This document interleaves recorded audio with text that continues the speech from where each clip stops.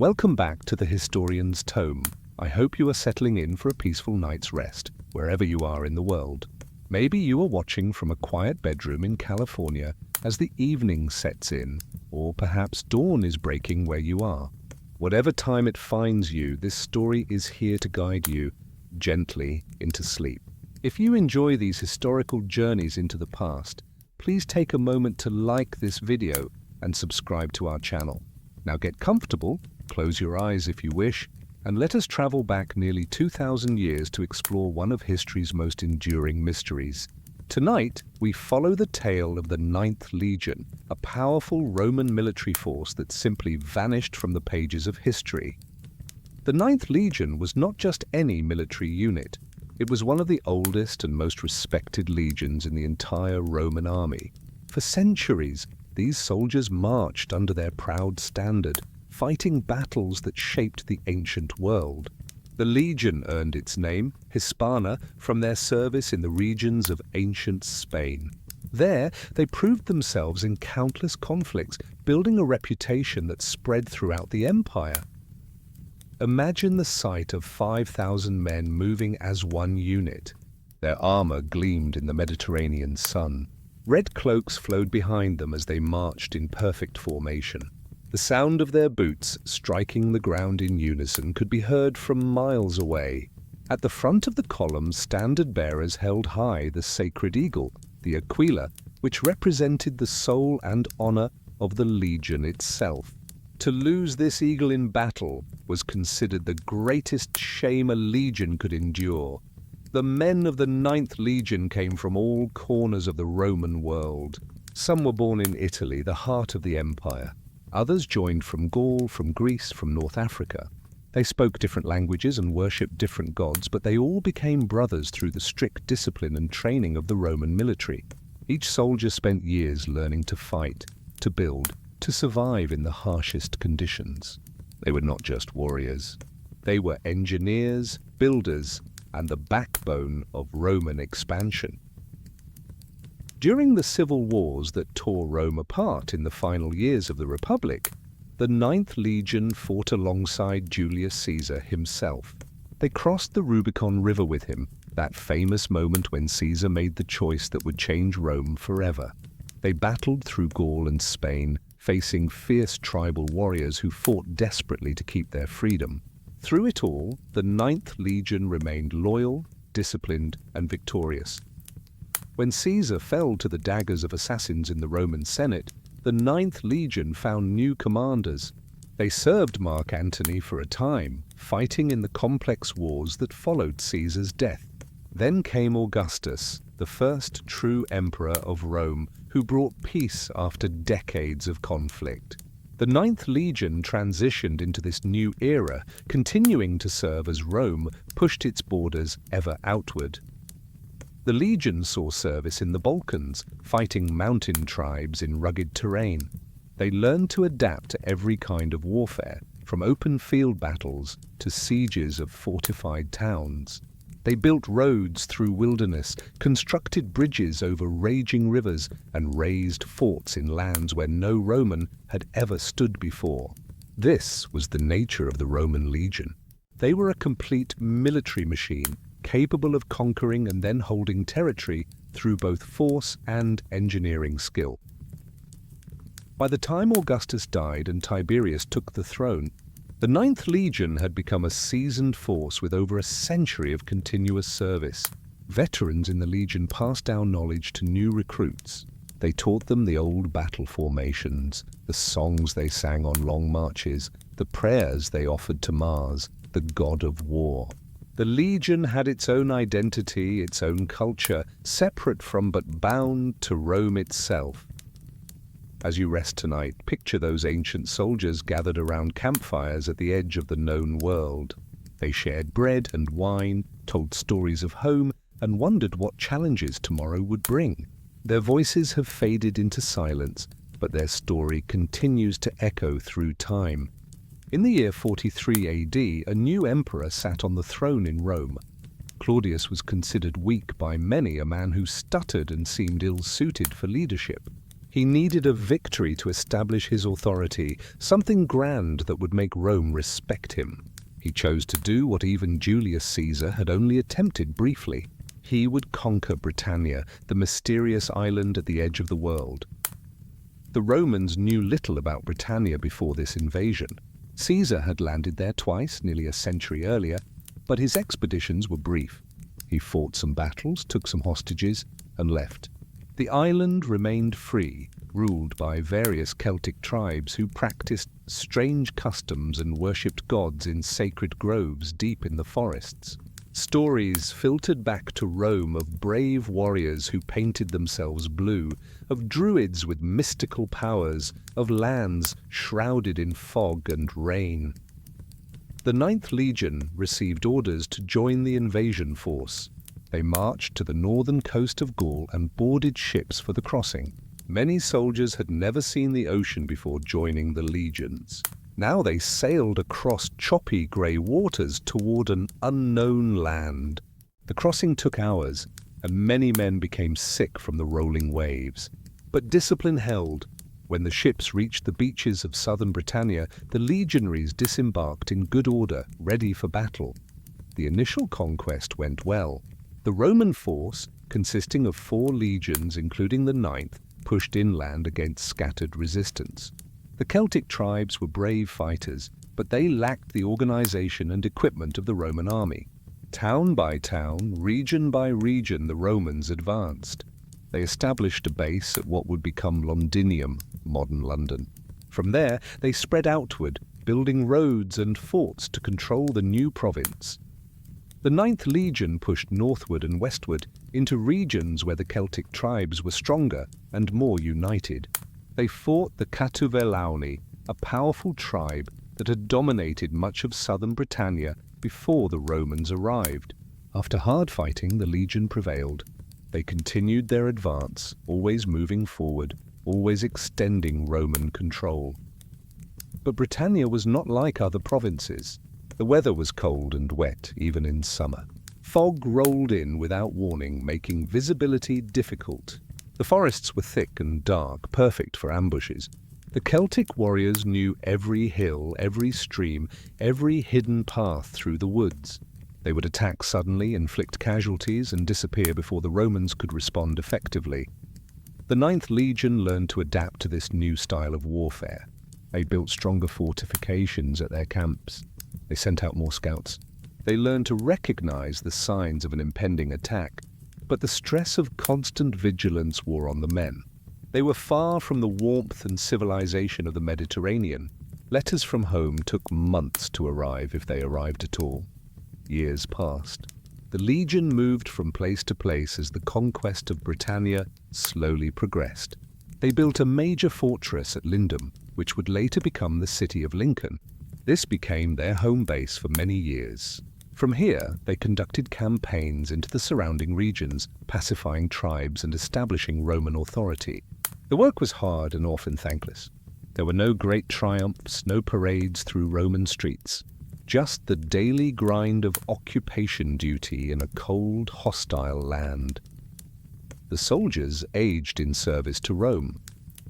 Men who had joined as young recruits in their 20s now had grey in their beards. Some had married local women and had children who knew no other home but Britannia. The legion became part of the landscape, as permanent as the roads they built and the forts they garrisoned. Let your mind wander now through those ancient forests, following the paths where Roman soldiers once marched. The rain falls softly on the leaves above. Somewhere in the distance, a river flows steadily toward the sea. Time moves slowly in these quiet places, just as your thoughts drift gently toward rest. In the year 60 AD, the 9th Legion faced its greatest test in Britannia. A storm was brewing among the Celtic tribes, and at its center was a woman named Boudicca. She was the queen of the Iceni tribe, which occupied lands in what is now East Anglia. The Iceni had been allies of Rome, cooperating with the conquerors in exchange for being allowed to keep their own rulers and some measure of independence.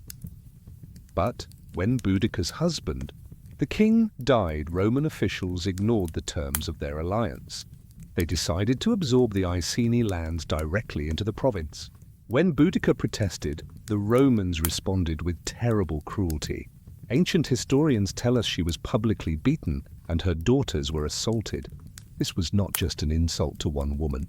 It was an insult to an entire people, a violation of trust and honor that could not be forgiven.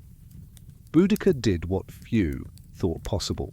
She united multiple tribes under her leadership. The Iceni were joined by the Trinovantes and other groups who had suffered under Roman rule. Together they raised an army that some historians estimate numbered in the tens of thousands. This was not a typical Celtic warband. It was a force driven by righteous fury, determined to drive the Romans from Britannia or die trying. The rebel army moved with shocking speed. Their first target was Camulodunum, modern Colchester, which had been the capital of a Celtic kingdom before the Romans came. The Romans had turned it into a colony for retired legionary soldiers. It was lightly defended as most of the Roman military forces were far to the west. Fighting in Wales, the rebels surrounded the town and attacked. The colonists, mostly old soldiers and their families, fortified the temple of Claudius and prepared to resist. They sent desperate messages asking for help. The nearest major Roman force was the 9th Legion at Lindum. The commander, Quintus Petilius Cerialis, gathered his men and marched south at forced pace. They were determined to reach Camulodunum before it fell, but they were too late. Boudicca's forces overwhelmed the defenders and burned the town. Every Roman man, woman, and child was killed. The destruction was total. When the 9th Legion approached, expecting to find a Roman colony, they instead found a Celtic army flushed with victory and hungry for more Roman blood. What happened next became one of the darkest moments in the legion's history. Cerialis led his men forward, likely expecting the rebels to scatter at the sight of professional soldiers. Instead, the legion found itself surrounded and outnumbered. The Celts had the advantage of numbers and terrain. They closed in from all sides, their war cries filling the air. The battle was a slaughter.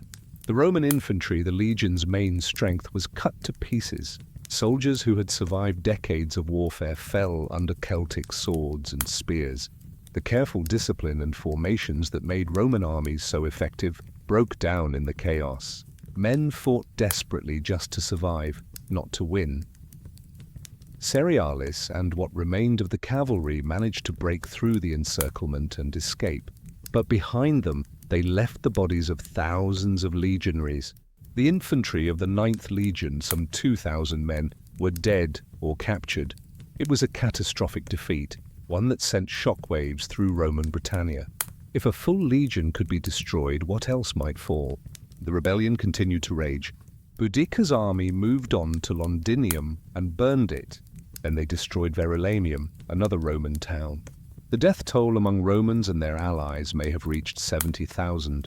For a brief moment, it seemed possible that the entire province might be lost, but eventually the Roman governor, Suetonius Paulinus, gathered his forces and met Boudicca's army in a final battle. The location is lost to history, but the outcome is recorded. Roman discipline and superior equipment prevailed despite being outnumbered. The rebel army was broken. Boudicca herself died either by poison or illness rather than be captured. The rebellion ended, but its scars remained. As for the 9th Legion, they had to rebuild. Replacement soldiers were brought from other legions and from recruitment in the provinces. The unit was reconstituted, its eagle standard recovered or remade, but the proud legion had suffered a wound to its honor. They had been defeated by those they considered barbarians. It would take time for that shame to fade. Rest now, as those ancient soldiers once rested after battle, bone-weary and grateful simply to have survived. Tomorrow would bring new challenges, but tonight, sleep offers its gentle refuge. After the disaster of Boudicca's rebellion, the 9th Legion spent years recovering and rebuilding. New recruits joined to replace the fallen. The legion resumed its duties, garrisoning forts and maintaining Roman control in their assigned region. But the memory of their defeat lingered. They needed a chance to restore their reputation through victory. That opportunity came decades later when Rome turned its attention to the far north of Britannia. The Romans called this wild region Caledonia. Today we know it as Scotland. It was a land of mountains and glens, of fierce tribes who had never known Roman rule. If Britannia was cold and wet, Caledonia was even more so. It was the very edge of the known world, beyond which lay only mist and legend. The Emperor Vespasian, and later his son Domitian, wanted to complete the conquest of Britannia by subduing the Caledonian tribes. The governor appointed to accomplish this task was a capable general named Gnaeus Julius Agricola. He arrived in Britannia in 77 AD with fresh troops and a mandate to push north. Agricola was a methodical commander. He did not rush forward seeking glory in one grand battle. Instead, he advanced slowly and carefully, building a network of forts and roads as he went. Each year, the Roman frontier moved a little farther north. Each season, the tribes of Caledonia found their lands shrinking under Roman pressure. The Ninth Legion was part of this northern advance. They marched through lands where no legion had marched before. They forded cold rivers that flowed down from mountains still capped with snow, even in summer.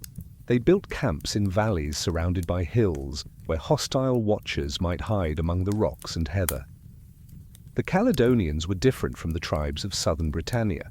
They were harder, tougher, shaped by a harsher land. They did not use the same tactics as their southern cousins. They specialized in raids and ambushes, striking fast and disappearing into terrain they knew intimately. They could march for days across mountains, carrying only what they needed, while the heavily laden Roman soldiers struggled to keep up.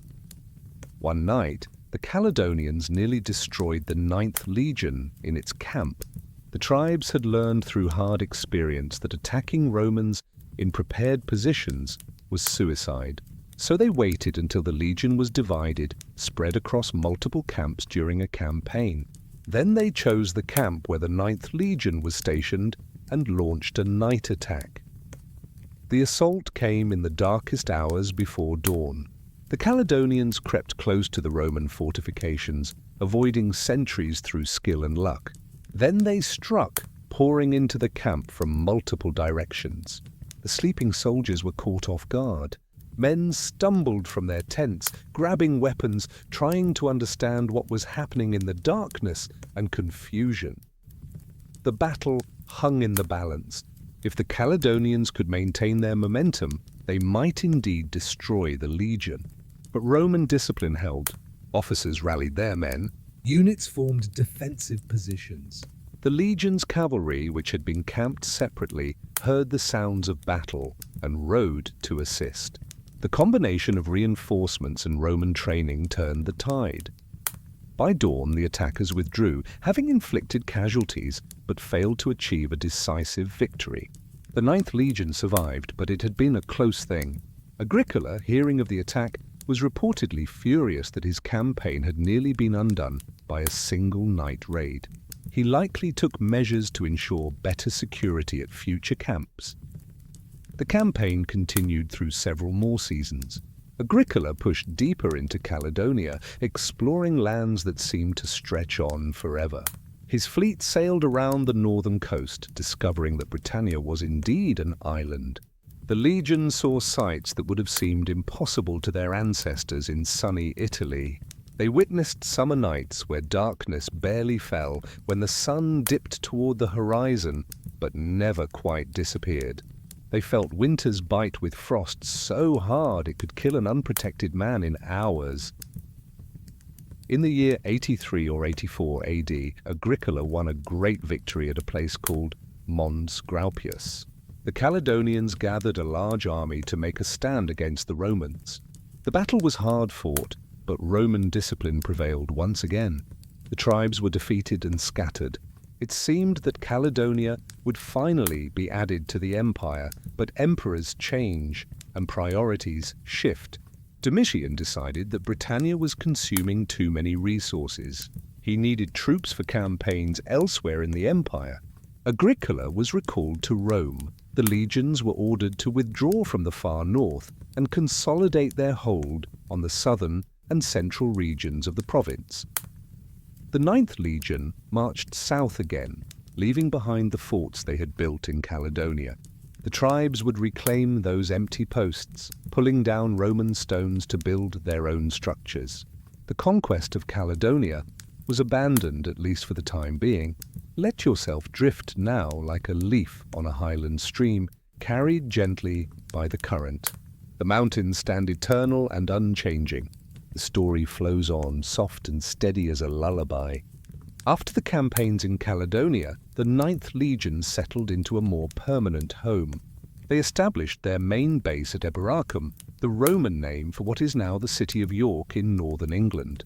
This was a strategic location positioned to control the northern regions of Britannia and serve as a staging point for any future campaigns into Caledonia. Eboracum became more than just a military fort. It grew into a thriving town. When soldiers retired after their 25 years of service, many chose to stay in the area.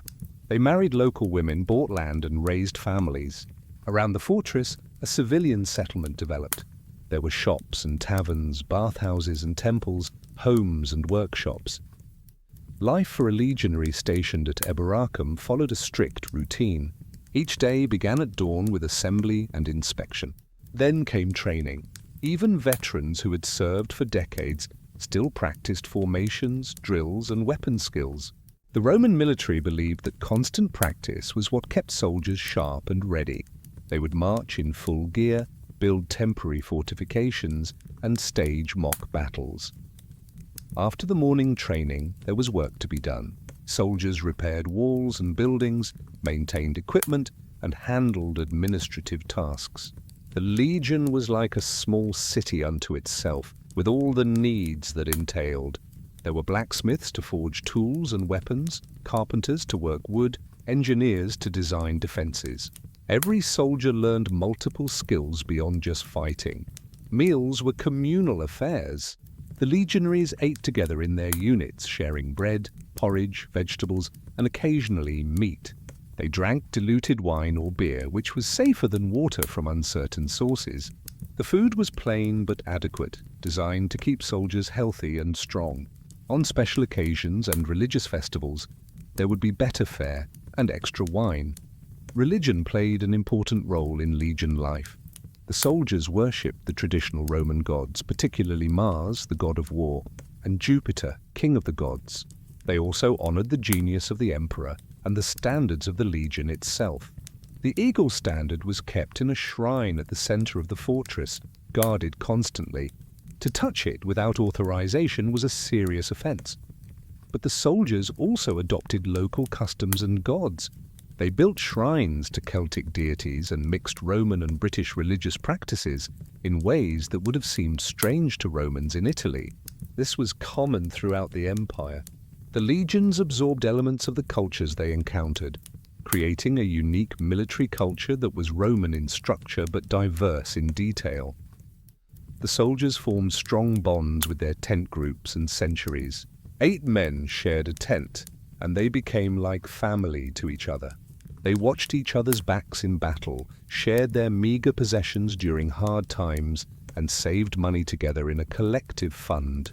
If one of them died, the others would ensure he received proper funeral rites, and his family received his savings. Officers lived better than common soldiers, but still shared the hardships of military life. The commander of the legion, the legatus, was usually a senator from Rome, serving a temporary posting. Below him were the tribunes and the senior centurions, men who had risen through the ranks through skill and courage. The centurions were the backbone of the legion, the experienced leaders who actually commanded men in battle and maintained discipline in camp. The fortress at Eboracum was impressive by ancient standards. Stone walls topped with wooden palisades surrounded several acres of carefully organized space. There were barracks for the soldiers, headquarters buildings, granaries to store food, workshops, a hospital, and a bathhouse. The bathhouse was particularly important to Roman culture. It was a place to get clean, certainly, but also to relax, socialize, and conduct business. Outside the fortress walls, the civilian town bustled with activity. Merchants sold goods from across the empire. You could buy wine from Gaul, olive oil from Spain, fine pottery from Italy. Local craftsmen offered their services. Farmers from the surrounding countryside brought produce to market. The town was a mixing place where Roman and British cultures blended.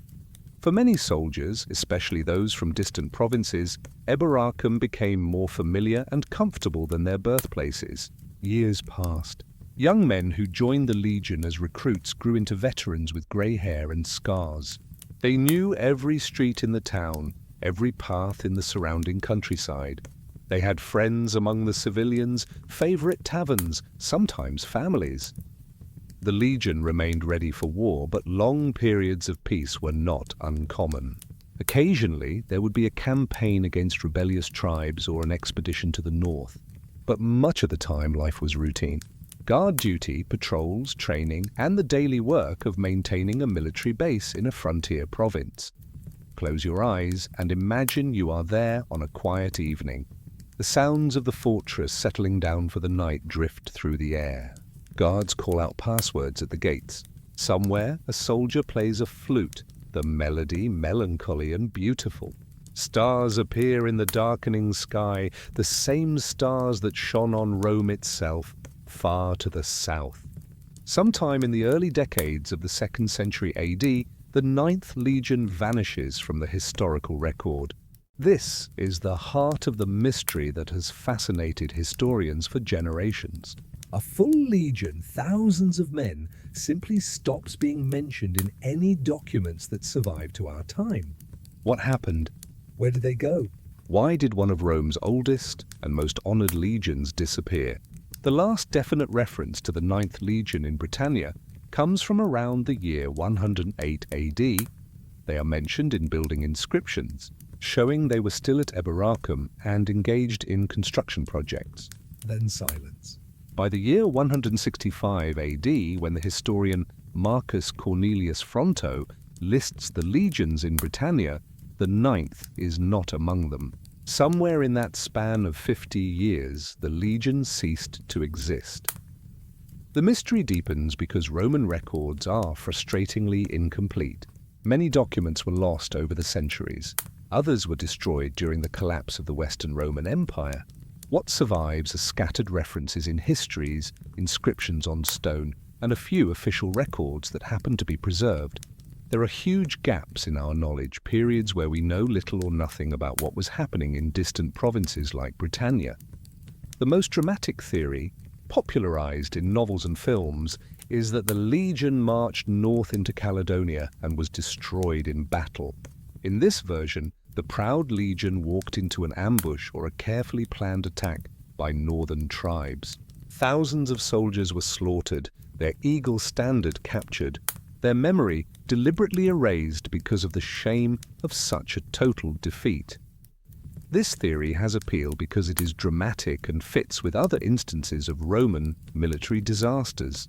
After all, the same thing happened to 3 legions in Germania decades earlier, when Arminius led Germanic tribes in destroying Varus and his forces in the Teutoburg forest. Rome sometimes did try to erase the memory of humiliating defeats. But there are problems with this theory. Roman writers loved to describe disasters, especially if they could blame them on incompetent commanders. If an entire legion had been destroyed, surely some historian would have mentioned it, if only to criticize whoever was responsible. The complete silence suggests something else happened. Another possibility is that the legion was disbanded as a punishment. If the 9th Legion had mutinied or refused orders, Rome might have scattered the soldiers to other units and erased the legion's name from the records. However, we have no evidence of such a mutiny. And again, Roman historians usually recorded such dramatic events. A third theory is that the legion was transferred away from Britannia to fight elsewhere in the empire. In the early 2nd century, Rome faced serious threats on multiple frontiers. The Emperor Trajan was campaigning in the east, fighting the Parthian Empire. He needed troops. Later, the Emperor Hadrian had to deal with serious rebellions in Judea and other eastern provinces. Legions were sometimes moved from one province to another to meet these needs. Some evidence supports this eastern transfer theory. There are references to a 9th legion serving in the east, at a place called Nijmegen in Germania, and possibly later near Judea. However, scholars debate whether these references are to the 9th Hispana or to a different legion with a similar name.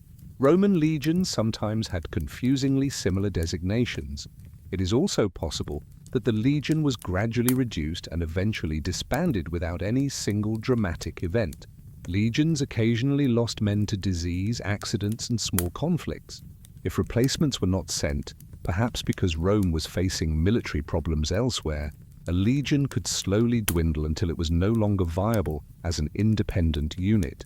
The remaining soldiers might be absorbed into other legions, and the 9th would simply cease to exist. One of the most intriguing pieces of evidence is the construction of Hadrian's Wall. The Emperor Hadrian visited Britannia in 122 AD and ordered the construction of a massive fortification across the northern frontier.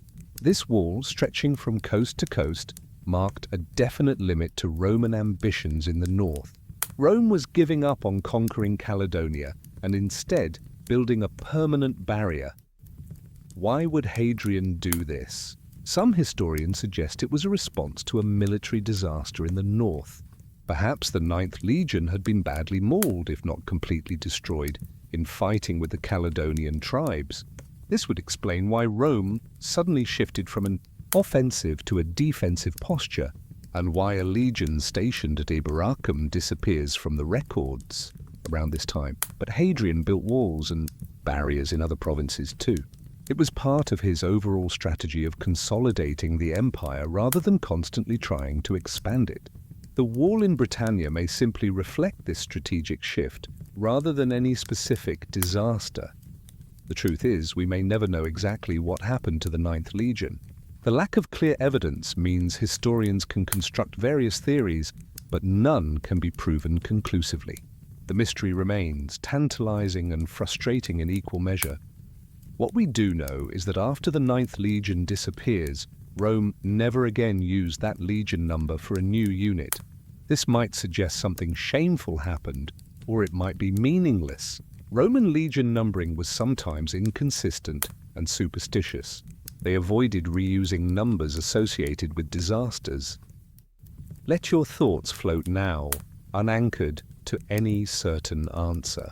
Some mysteries are meant to remain mysteries, softening the edges of history until they fade like a dream upon waking. The truth sleeps somewhere in the past, quiet and undisturbed. Whether or not the fate of the 9th Legion influenced his decision, the Emperor Hadrian's visit to Britannia in 122 AD marked a major change in Roman policy. The message was clear.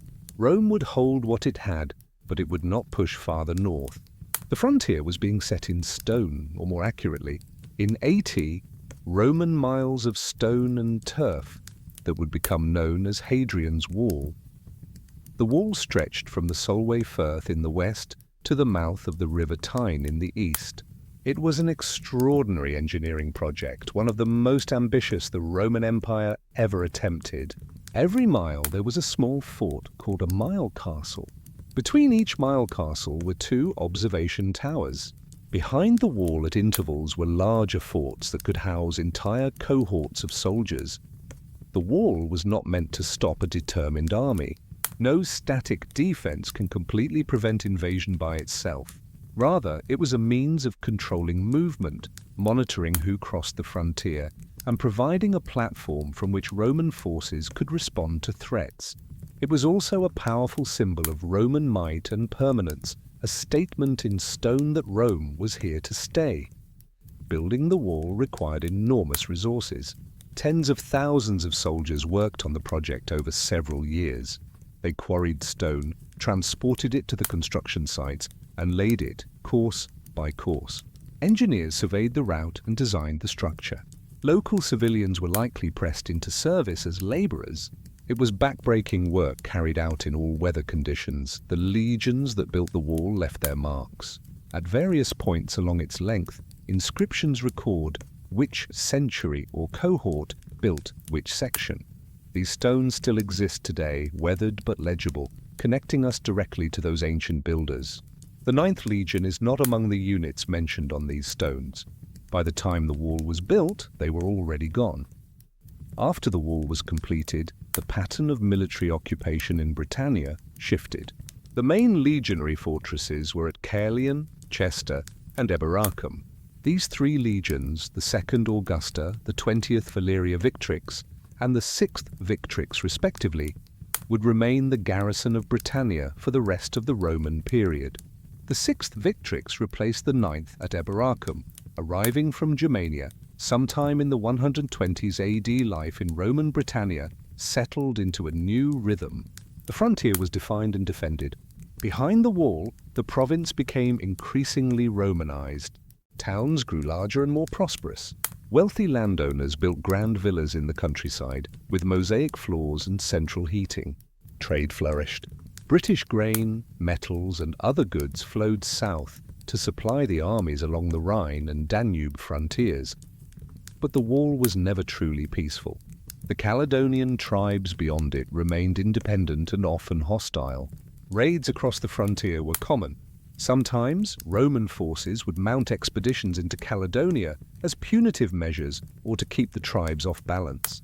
It was a pattern that would continue for nearly 3 centuries. The soldiers who garrisoned the wall forts lived hard lives. Winter on the northern frontier of Britannia was brutally cold. Stone barracks provided shelter, but heating was limited. Soldiers wore heavy woolen cloaks and wrapped their feet in cloth before pulling on their boots. They ate hot food when they could, porridge and stew that at least warmed the body if not the spirit. Yet there was also routine and even monotony. Most soldiers would serve their entire careers without seeing major combat. They would walk patrols, stand guard duty, perform maintenance on the wall and its forts, and count the days until retirement. Many married local women, though officially such marriages were not recognized by Roman law until after the soldier retired. They had children who grew up in the shadow of the wall, straddling 2 cultures. Archaeological excavations at wall forts have revealed touching personal details. We find letters written on wooden tablets preserved in the anaerobic mud. One is a birthday party invitation. Another is a soldier writing home, asking his family to send warm socks and underwear. These voices from the past remind us that history is made up of individual human lives, each with their own hopes, fears, and small concerns. The wall would stand for nearly 300 years, through times of peace and times of crisis. It would be overrun occasionally, then reoccupied and repaired. It would witness the slow transformation of the Roman world as Christianity spread, as the empire's power waxed and waned, as one emperor followed another in an endless succession. Eventually, Rome could no longer maintain its hold on Britannia. In the early 5th century, the legions were withdrawn to defend Italy and Gaul from barbarian invasions. The wall was left with skeleton garrisons that soon faded away. The forts were abandoned. Local people scavenged stone from the wall to build their own homes.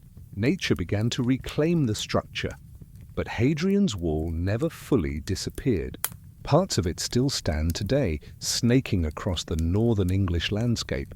You can walk along it, touch the same stones that Roman soldiers placed, and look out over the same hills and valleys they saw. The wall endures as a monument to Roman ambition and engineering, and perhaps also as a memorial to the legion that vanished before it was built. Rest now, as those soldiers rested after a long day's labor, knowing that the wall stood between them and the unknown darkness beyond. Sleep in the safety of stone and routine, while the wind whispers forgotten names. As we near the end of our journey, let us explore what modern historians and archaeologists have pieced together about the fate of the Ninth Legion. The theories are varied, and new evidence occasionally emerges to support or challenge them. The mystery endures because the past rarely gives up its secrets easily. The theory that the legion was destroyed in Caledonia has been both the most popular and the most contested. In the 1950s, archaeologists working in the Netherlands found pieces of a monument that seemed to commemorate soldiers from the 9th Legion who died in war. This suggested that at least parts of the Legion served outside Britannia. However, dating such monuments is difficult, and the interpretation remains uncertain. More recently, historians have tended to favor the theory that the Legion was transferred to the eastern frontier. The Emperor Trajan's campaigns against Parthia required significant reinforcements. Hadrian, who succeeded Trajan, had to deal with major revolts in Judea and other provinces. These crises would have drained military resources from quieter provinces like Britannia. If the 9th Legion was sent east, their fate becomes easier to imagine. They might have been involved in the costly wars against Parthia, where disease killed as many soldiers as combat. They might have fought in the brutal suppression of the Bar Kokhba revolt in Judea from 132 to 136 AD, a conflict that devastated both sides. In such a grinding conflict, a legion could be so reduced in strength that it was disbanded and its survivors distributed to other units. This theory also explains why there is no dramatic story of their end. If the legion simply ceased to exist through attrition and administrative decision in a distant province, it would not generate the kind of historical attention that a catastrophic defeat would. Roman writers focused on dramatic events. The slow dissolution of a legion through routine military operations would not merit much comment. Another factor to consider is that the early 2nd century was a period of transition for the Roman military. Hadrian reformed many aspects of the army, standardizing equipment and training. Some historians suggest he may have disbanded certain legions as part of these reforms, especially units that had suffered heavy losses or had poor records. If the 9th had been severely depleted in earlier campaigns, perhaps they were simply judged not worth reconstituting. Archaeological evidence continues to emerge, though slowly. Every few years, a new inscription is discovered or an old one is reinterpreted. Each piece of evidence adds a tiny bit to our understanding, but also sometimes creates new questions.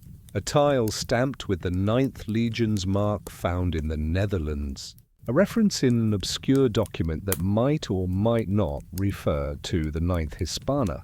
Each discovery is exciting but rarely conclusive. What we can say with certainty is that the 9th Legion served Rome for over 2 centuries. They fought in some of the most important conflicts of the late Republic and early Empire. They helped conquer and hold Britannia, one of the most challenging provinces Rome ever attempted to control. Thousands of men served under their eagle standard, and many died in service to Rome. The soldiers of the 9th were ordinary people doing extraordinary things. They were farmers' sons from Gaul, merchants' sons from Spain, young men from Italy seeking adventure and a stable career. They endured hardships that would break most modern people. They marched day after day in heavy armor, carrying 60 pounds of equipment. They built forts and roads with hand tools. They fought and killed and watched their friends die beside them. They also loved and laughed, told jokes around campfires, complained about their officers, and dreamed of home. They worshipped their gods and honored their ancestors. They saved their pay, hoping to buy land when they retired. They were human in all the ways humans are, separated from us by time, but not by the fundamental nature of human experience. The legacy of the 9th Legion lives on in more than just historical mysteries. The structures they built, the roads they laid, formed the basis for later development. Some modern British roads follow routes first surveyed by Roman military engineers. Towns that began as legionary fortresses or civilian settlements around military bases grew into modern cities. York, which was Eboracum, is one of England's most historic cities, and Roman remains can still be found beneath its medieval streets. The story of the 9th has captured popular imagination in ways that few historical mysteries do. Novels have been written imagining their fate. Films have portrayed their final battles, whether those battles actually happened or not. There is something compelling about a mystery with no clear answer, something that invites us to imagine and speculate. Perhaps part of the fascination is that the disappearance of the Ninth Legion reminds us how much of the past is lost to us. For every fact we know, there are thousands we do not. History is not a complete record, but a fragmented one, like a mosaic with most of the tiles missing. We see patterns and shapes, but the full picture eludes us. The story also speaks to themes of impermanence and the passage of time. The Roman Empire seemed eternal to those who lived within it. Its power stretched from Britain to Mesopotamia, from the Rhine to the Sahara. Its legions seemed invincible, its civilization superior to all others. And yet it fell, and even mighty Rome became dust and memory. The Ninth Legion, whether they died in battle, were disbanded administratively, or simply faded away through attrition, are a reminder that nothing lasts forever. Empires rise and fall. Great armies march and then are no more. The works of human hands eventually crumble. What endures are the stories passed down through generations, connecting us to those who came before. As you lie here tonight, comfortable and safe in ways those Roman soldiers could never have imagined, take a moment to think about the span of time that separates us from them. 2,000 years is 60 or 70 human lifetimes end to end. And yet it is also just a moment in the long story of humanity. The stars above us are the same stars they saw. The earth beneath us is the same earth they walked. The mystery of the Ninth Legion may never be fully solved. Perhaps that is fitting. Some questions are more valuable than the answers would be. The unknown invites us to engage with history actively, to think and wonder and imagine. It keeps the past alive in a way that dry facts sometimes cannot.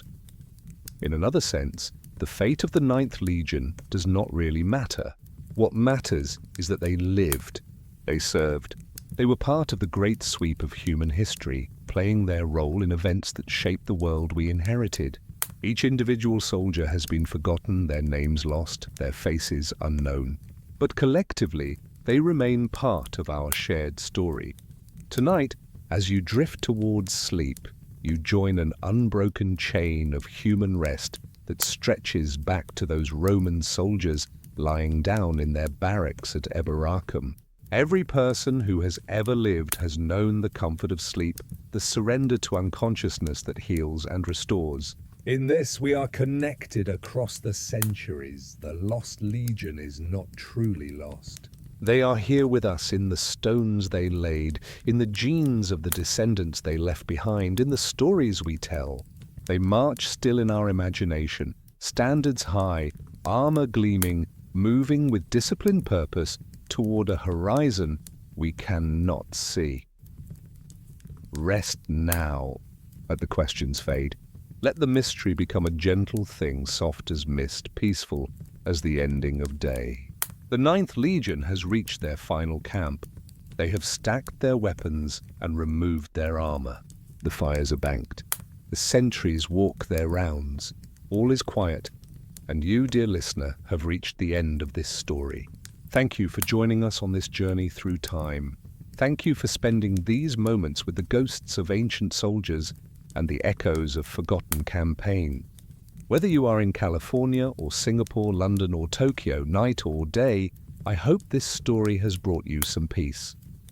The past is a vast country, and we have visited only one small corner of it tonight.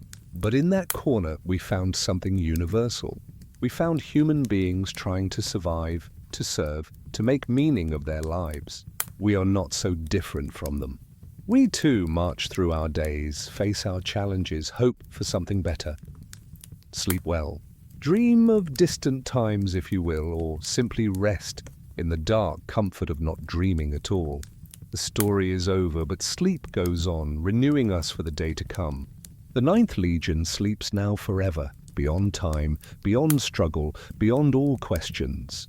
Join them in that peaceful darkness. The historian's tome will be here again for you with another story from the past, another mystery to ponder as you drift away. But for tonight, this is where we leave you, in the company of ancient soldiers who have become our companions, walking with us to the very edge of sleep.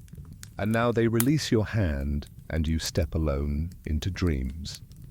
Good night.